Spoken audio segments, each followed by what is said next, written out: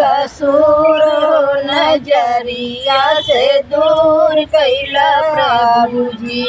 कौन हम कैली कसूर नजरिया से दूर कैला प्रभु जी।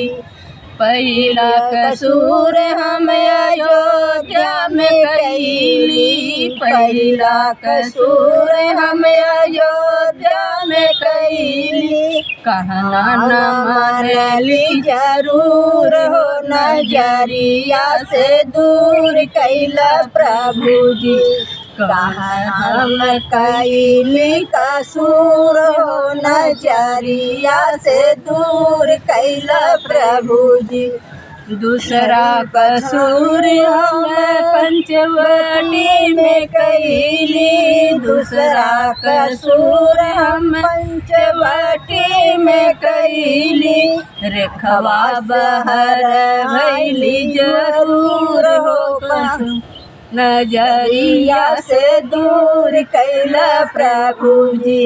रेखवा बहर भैली जरूर हो नजरिया से दूर कैला प्रभु जी। कौन हम कैली कसूर हो नजरिया से दूर कैला प्रभु जी। तीसरा कसूर हम रावण साथ कैली, तीसरा कसूर हम रावण साथ कैली। रथवा में बैठली जरूर हो नजरिया से दूर कैला प्रभु जी। रथवा में बैठली जरूर हो नजरिया से दूर कैला प्रभु जी। कौन हम कैली कसूर हो नजरिया से दूर कैला प्रभु जी।